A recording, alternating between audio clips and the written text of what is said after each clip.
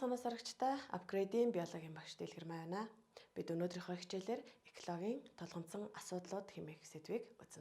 Энэхүү сэдвийн хүрээнд бид биосферийн бохирдол, озоны давхаргын цоорол, хүчлэг тундас, дэлхийн дулаарал, байгалийн нөөц баялаг болон байгалийн нөөц баялагын хомсдол, биологийн төрөл зүйлийг хомсдол тэдгээрийг хэрхэн хамгаалах талаар үзэх болно. Нэгдүгээр биосферийн бохирдлыг үүсгэж байгаа тэдгээр бодисуудыг бид ксенобиотик хэмээх бодисууд гэж үзнэ. За тэгэхээр тэдгээрт хамаарах химийн бохирдол, биологийн бохирдол, цацрагийн бохирдол, дуу шуугины бохирдол зэрэг эдгээр бохирдлууд хамаарахаас гадна гол нь яг биет тэдгээр бохирдол үүсгэж байгаа зүйлс нь амьд биесийн бүтэц найрлаганд байдаггүй гадны бодисууд гэдэг утгаараа ксенобиотик хэмээн нэрлэгддэг байна. За нэгдүгээрт бид химийн бохирдлын талаар авч үзье. За тэгэхээр химийн бохирдолд олон төрлийн хүнд металлууд болон тэдгээрийг агуулсан нэгдлүүд маш их хор хөндөлийг хүн төрөлхтний эрүүл мэндэд болон байгаль орчинд үзүүлж байдаг байна.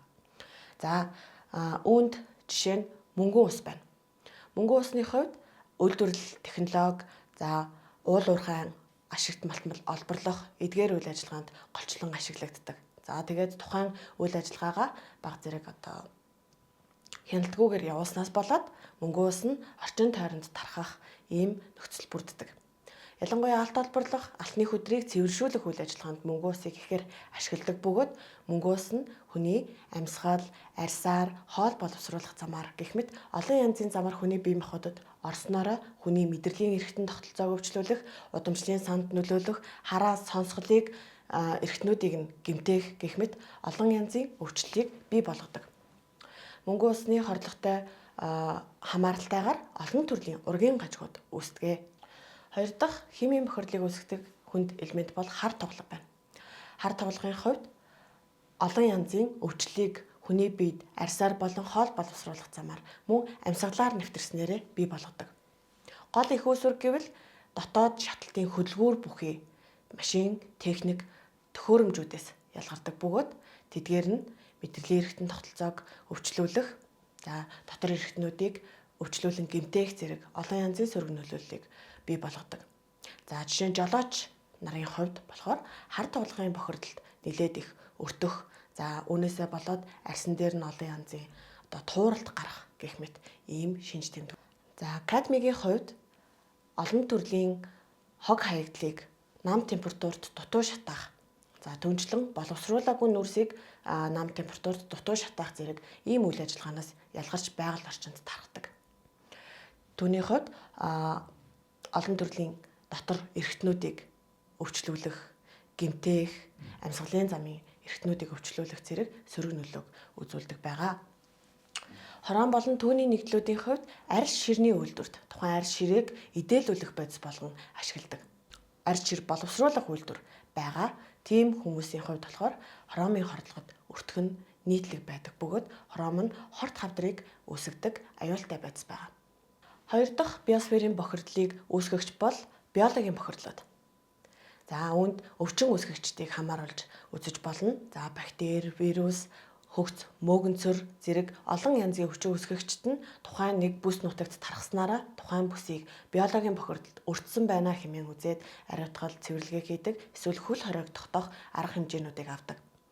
Түүнчлэн жом, бясаа, харах, хулгана, за мөн хачиг гэх мэт олон янзын амьтдаар дамжин эдгээр биологийн бохирдолд тархаж олон хүнд халдварладаг учраас хачигт халдвараас, шумуулнаас, за мөн гэр оронд жом, бясаа үүрлэхээс сайтар сэргийлж хамгаалж байх нь маш чухал байдаг.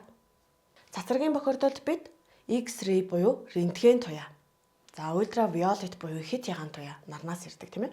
За мөн цацраг идэвхэд олон төрлийн бодисуудыг тэдгээрээс ялгарч байгаа тэрхүү цацрагийг нь авч үзнэ.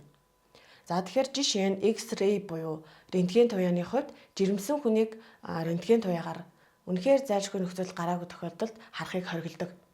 За учир нь гэвэл тэрхүү рентген туяа нь мутац үйлчилгээг үзүүлдэг байна. За мөн энгийн хүн байсан ч гэсэн жилдээ 2-оос илүү удаа рентген туяагаар харуулахгүй байхыг зөвлөдөг бөгөөд олон янзын мутацийг үүсгэснээр хорт хавдрыг үүсгэх эрсдэлтэй. За үүнтэй нэгэн адил UV буюу хэтягаан туяа нь нарнаас өдрийн цагаар маш их өндөр идэвхжэлтэйгээр дэлхийн давхаргад нэвтэрч орж ирдэг байна. Тэгэхээр эр, эм, гэлтгүү, хөгшин, залуугүй бүгдээрээ нарнаас хамгаалах тосыг хэрэглэж хэвшснээрээ тухайн ультравиолет туяанаас өөрсдийгөө хамгаалах боломж нь бүрдэж ирдэг. За гэвчиг ультравиолетийн нөлөөгөөр магадгүй 9-11 цагийн хооронд хүүхдүүд болон хөгшин настай хүмүүсийг агаарт гараад наранд бие эхийг зөвлөдөг тийм ээ. Тэгэхээр харьцангуй бага хэмжээнд байхаараа тэрхүү UV-ийн арьсан дээр тусаад тэгээ меланоцит хэмээх хэсүүдийг идэвхжүүлж өгснөөрөө арьс бага зэрэг борлох, арьсны доор D витамин үүсэх зэрэг энэ үйл ажиллагаанд бол бага хэмжээтэй байх үед нэлээд чухал оролцоотой байдаг. Гэвч 11 цагаас хойш өдрийн хэд идэвхжлийн үед тэдгээрийн нөлөөгөөр арьс түлэгдэх, арьсны хоргүй болон хортой хавдрууд үүсэх эрсдэлтэй. Сацраг идэвхэд бодисуудын хүрээнд Японы Хирошима, Нагасаки хотуудад дэлхийн 2 дугаар дайны сүүл үед атомын бөмбөг унгасан байдаг. Тэдгээрийнх нь нөлөөгөөр тухайн хотод амьдарч байсан олон хүмүүс генийн өөрчлөлтөд орох, олон янзын мэдрэлийн болон удамшлын өвчнүүдтэй болж байсан байна. Эдгээр цацрагийн бохирдолтой холбогдлолтой Чернобылийн үйл явдлыг харуулсан кино хүртэл байдаг тийм ээ. Дуу шуугины бохирдлын хувьд хүний мэдрэлийн үйл ажиллагаанд тодорхой хэмжээний стрессийг үүсгэснээрээ мэдрэлийн ядаргаанд оруулах ийм сөрөг нөлөөтэй байдаг.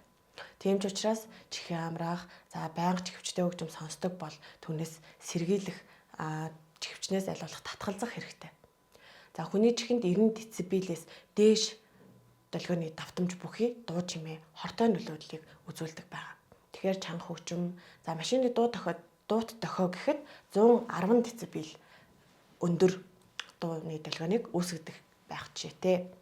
Тэгэхээр энэ олон төрлийн бохирдлуудаас бид өөрсдийгөө хамгаалснараа ямарваа нэгэн өвчлөлд өртөхгүй байх нэ.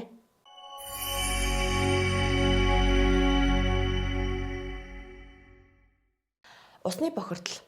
Усны бохирдлын хувьд далай тэнгис, цэнгэг усанд амьдардаг олон төрлийн амьтан ургамлын амьдралыг доройтуулах ийм сөрөг нөлөөтэй байдаг. Ус бохирдлоо гээд магадгүй хөрсийг дам дамаараа бохирдуулах ийм аюултай байдаг. Түүнчлэн хөрсний бохирдол, агаарын бохирдол, усны бохирдлууд хоорондоо нэгт уялдаа холбоотой байдаг учраас түүнчлэн тэдгээр бохирдлууд хог хаягдлыг бид нар мэдж байгаа учраас багшны хэсэгтэр маш товчхон яриад өнгөрөх байгаа шүү. Хөрсний бохирдлын хувьд олон янзын харь бодисууд болох мөн нийлэг аргаар гаргаж авсан гялгар, уут, хуванцар материалууд маш удаан хугацаанд задардаг. Тэдгээр бодисын хувьд хэдэн 100 жилийн туршид дэлхийн биосферт хадгалагдаж тэгээд орчин тойрондоо байгаа олон янзын бодгоолуудыг хордуулсаар байдаг. Бидний мэдхээр литосфер, гидросфер, атмосфер нь хоорондоо уялдаа холбоотой байдаг. Бодис энергийн хувирал байнга тухайн экосистемд явагдаж байдаг учраас дан ганцхан хөрсний бохирдол үүслэх гэдэг нь тухайн хөрсөөр хязгаарлагдахгүй. Газрын гүний усыг бохирдуулах, мөн хөрсөн дээр байгаа бохирдлоос тодорхой хэмжээний хортой хийнүүд ялгарах байдлаар агаарыг ч гэсэн бохирдуулж болдог байгаа. Агаарын бохирдлын хувьд тэдгээрийг үүсгэгч хамгийн том хүчин зүйл, нэгдүгээрт бичигдэх хүчин зүйл бол автомашины утаа байдаг. Хоёрдугаарт цахилгаан станцуудын утаа, адмын цахилгаан станцуудын тэдгээрээс гарч байгаа олон төрлийн нэгдлүүд зэрэг эзэлдэг байгаа. Тэгэхээр сүүлийн жилүүдэд бас дотоод шатлалтын хөдөлгүүр бүхий автомашинаас аль болох татгалзаж цахилгаан эсвэл хайбрид хөдөлгүүр бүхий автомашиныг хэрэглэх хандлага нэлээд их дэлгэрч байна. Бид ихтлгийгээ хайрлахгүй ямар нэг хог хаягдлыг бий болгож тухайн хог хаягдлаа ядахтаа зориултын газар хаяхгүй байгаад байх юм бол тэдгээр бүхий л бохирдлууд нь дэлхийн биосферт тэр чигтээ тархаад бүхий л амьд биес амьдрах боломжгүй болно. Ингэснээрээ дэлхийн дулаарл үүсэх, озоны давхрах цоорох, түнчлэн бид эргээд амьсгалах агаар уух усгүй болно гэдгийг сайтар санаж ихтлгийгээ хайрлах хэрэгтэй. Озоны давхрах цоорох. Үүнд бид нар хлор фторт нүүрс төрөгчд нэгдлүүд болон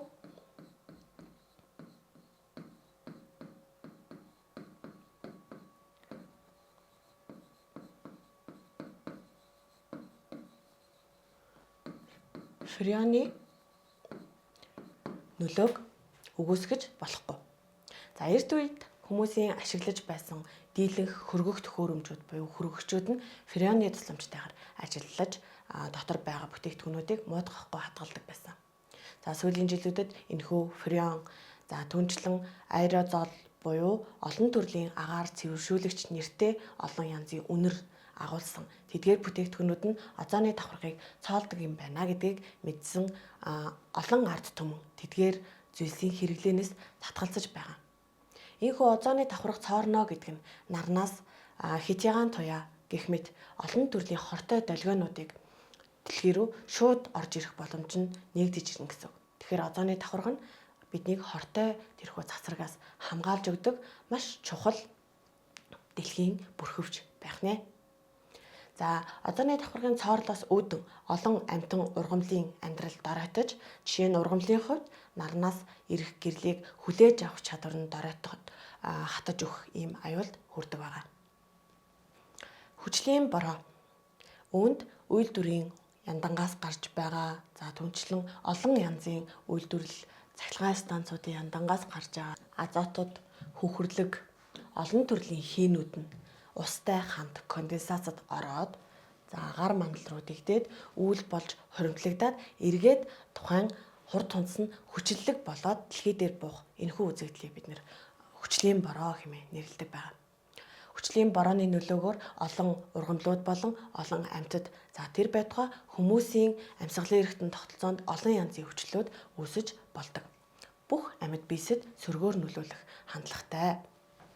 Түүнээс гадна барилга байгууламж, хөшөө дурсгалуудыг хүчлийн бороо маш ихээр идэж илэгдэл хорогдолд хүргэдэг байгаа.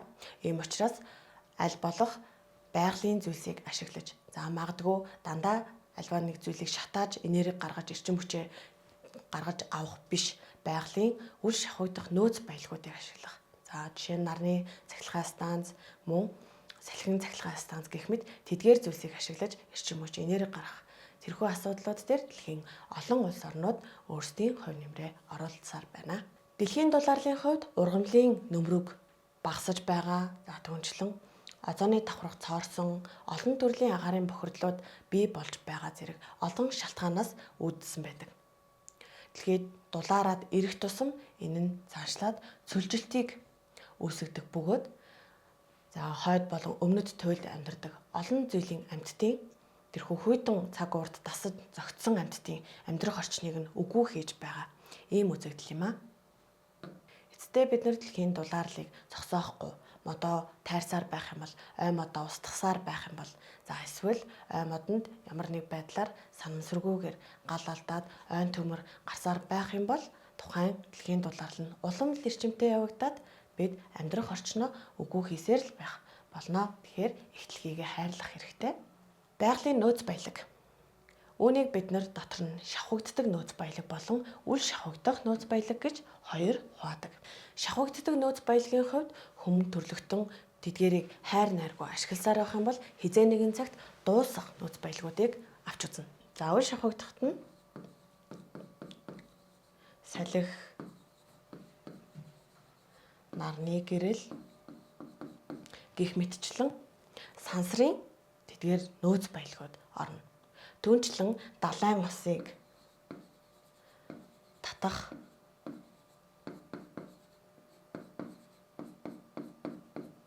түлхэлт явуулдаг талаар та бүхэн мэдж байгаа. Тэгэхээр эдгээр татал түлхэлтийн процессыг нь ашиглаад дээшлэх болон доошлох үеийн энергийг нь магадгүй эрчим хүч үүсгэхэд ашиглах.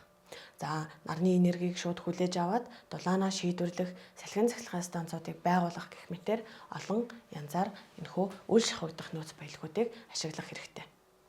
Харин шавхагддаг нөөц баялагын хувьд амьтны нөөц баялаг, хөрс, газрын хөрсөн дор булаатай байдаг янз бүрийн эрдэс бодисууд, жишээ нь чулуун нүрс байна, алт зис гэх мэт металлын хөдрүүд байхаас гадна ой мод, ургамлууд мөн ундны ус зэрэг хамаардаг байгаа. Тэгэхээр шавхагддаг нөөц баялагуудыг маш хайр гамтайгаар хэрэглэх хэрэгтэй. Шавхагддаг нөөц баялагийг мөн бид дотор нь нөхөн сэрэгдэг болон нөхөн сэрэгдэггүй нөөц баялаг гэж хуваадаг.